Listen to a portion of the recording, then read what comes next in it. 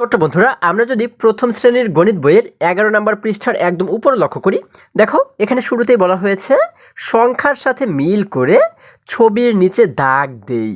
আচ্ছা, আমাদের বলা হয়েছে সংখ্যার সাথে মিল করে ছবির নিচে দাগ দিই, একটি করে দেখানো হলো। আচ্ছা, একটি কিন্তু আমাদেরকে করে দেখানো হয়েছে। দেখো যদি একটু নিচে আমরা লক্ষ্য করি, এখানে প্রথম যে সংখ্যাটি দেখতে পাচ্ছি এটি হচ্ছে কত, তোমরা একটু বলো তো দেখি। হ্যাঁ, এটি হচ্ছে 2। আচ্ছা, এবারে আমরা দেখব এই জায়গাতে দেখো অনেকগুলো কিন্তু ফুল রয়েছে, তাই না? তাহলে এখানে যেহেতু 2 রয়েছে, আমরা দেখব যে কোন ঘরে 2টি ফুল রয়েছে। কোন ঘরে দেখো তো, এই ঘরে ফুল রয়েছে 1টি 2টি 3টি, এই ঘরে রয়েছে 1টি 2টি। দেখো এই মাঝখানের ঘরে কিন্তু 2টি ফুল দেওয়া রয়েছে, তাই না? তাহলে এই 2 এর সঙ্গে কিন্তু এই 2 মিলে যায়, যার কারণে এই ফুলের নিচে মানে এই ছবির নিচে আমরা কি করলাম, একটি দাগ দিলাম। দেখো এখানে কিন্তু একটি দাগ দিয়ে দেখানো হয়েছে, তাই না? আচ্ছা, এইভাবে করে আমরা কিন্তু এই সংখ্যার সাথে দেখব যে কোন চিত্রের মিল রয়েছে, কোন ছবির মিল রয়েছে। ঠিক আছে?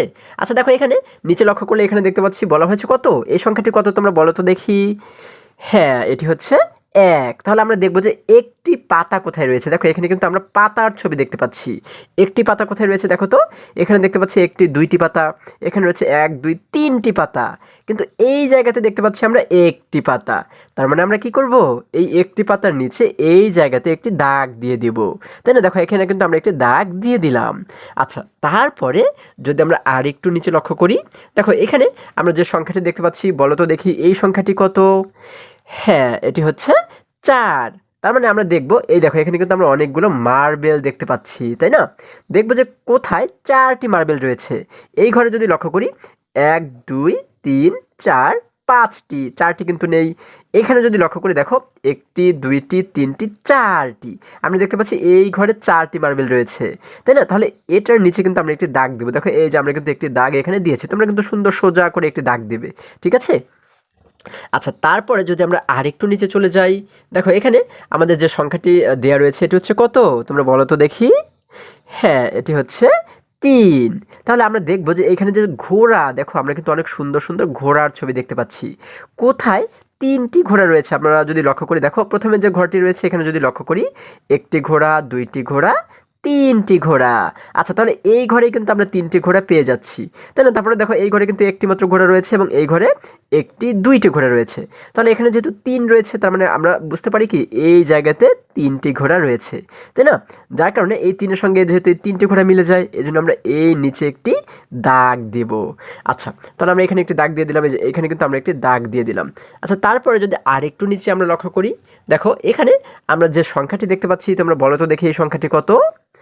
হ্যাঁ, এটি হচ্ছে 5। তার মানে দেখো আমরা কিন্তু এবারে এখানে অনেকগুলো পাখি দেখতে পাচ্ছি, তাহলে আমরা দেখব যে কোন ঘরে 5টি পাখি রয়েছে। দেখো প্রথম ঘরে যদি লক্ষ্য করি, 1টি পাখি 2টি পাখি 3টি পাখি 4টি পাখি, আমাদের কিন্তু দরকার 5টি পাখি, তাহলে এই ঘরটি হচ্ছে না। এই ঘরে যদি লক্ষ্য করি 1টি পাখি 2টি পাখি 3টি পাখি, এখানে কিন্তু 3টি পাখি রয়েছে, এই ঘরটিও কিন্তু হচ্ছে না, আমাদের দরকার 5টি, তাই না? তাহলে এর পরের ঘরে যদি লক্ষ্য করি, দেখো এখানে দেখতে পাচ্ছি 1টি পাখি 2টি পাখি 3টি পাখি 4টি পাখি 5টি পাখি, দেখো এই ঘরে কিন্তু আমাদের মিলে যাচ্ছে, তাহলে আমরা কিন্তু এখানে 5টি পাখি পেয়ে গেছি। যার কারণে কি করব, এই নিচে আমরা কিন্তু একটি দাগ দিব, তাহলে আমরা এই নিচে একটি দাগ দিলাম। আচ্ছা, তাহলে কিন্তু আমাদের এই পৃষ্ঠার সমস্ত অঙ্কগুলোকে সমাধান করা হয়ে গেল। এরপরে যদি আমরা এর পরবর্তী পৃষ্ঠে চলে যাই, দেখো বন্ধুরা আমরা যদি এবারে 12 নম্বর পৃষ্ঠার একদম উপরে লক্ষ্য করি, এখানে আমরা দেখতে পাচ্ছি একটি মেয়ে শিশু রয়েছে, তাই না? এই মেয়ে শিশুটি কি বলেছে, সে বলেছে ছবি গণনা করে পাশের সংখ্যায় গোল দাগ দিই। আচ্ছা, অর্থাৎ ছবি গণনা করতে হবে, ছবি গণনা করে পাশের সংখ্যায় আমাদের গোল দাগ দিতে বলা হয়েছে। অর্থাৎ কয়টি ছবি আমরা পেলাম সেই কয়টি সংখ্যার উপরে কিন্তু আমরা একটি এরকম গোল করে দাগ দিব, ঠিক আছে? আচ্ছা দেখো যদি একটু নিচে লক্ষ্য করি, আমরা কিন্তু এখানে দেখো অনেক সুন্দর সুন্দর কিছু কবুতর দেখতে পাচ্ছি, তাই না? আচ্ছা, তাহলে চলো আমরা এখানে গণনা করি যে কয়টি কবুতর রয়েছে। 1টি কবুতর 2টি কবুতর 3টি কবুতর, যেহেতু কবুতর রয়েছে 3টি, তার মানে আমরা কি করব, দেখো এই পাশে কিন্তু অনেকগুলো সংখ্যা দেওয়া রয়েছে, এখান থেকে আমরা 3-এর উপরে কিন্তু একটি গোল দাগ দিব। 3 কোথায়, এই দেখো 3 কিন্তু আমরা দেখতে পাচ্ছি এই জায়গাতে, তাই না? এই 3-এর উপর আমরা কি করলাম, একটি গোল করে দাগ দিলাম, তাই না? আচ্ছা, তাহলে আমাদের এই এতটুকুর কাজ শেষ। এবারে যদি আমরা আরেকটু নিচে লক্ষ্য করি, দেখো এখানে আমরা কি দেখতে পাচ্ছি, মুরগির ছবি দেখতে পাচ্ছি। কয়টি মুরগি রয়েছে? হ্যাঁ, আমরা দেখতে পাচ্ছি এখানে একটি মাত্র মুরগি রয়েছে। তাহলে যেহেতু একটি মুরগি, তার মানে আমরা এই পাশে যে সংখ্যাগুলো রয়েছে এখান থেকে 1-এর উপরে দাগ দিব, তাই না? আচ্ছা, 1 কোথায় রয়েছে দেখো, 2 4 1, এই যে কিন্তু আমরা 1 পেয়ে যাচ্ছি, তাই না? আচ্ছা, তাহলে এই 1-এর উপর আমরা গোল করে কিন্তু একটি দাগ দিয়ে দিব, তাই না? আচ্ছা, আমাদের এতটুকুর কাজও শেষ। হ্যাঁ, দেখো আমি কিন্তু আগে থেকেই এখানে গোল চিহ্ন দিয়ে রেখেছি, তাই না?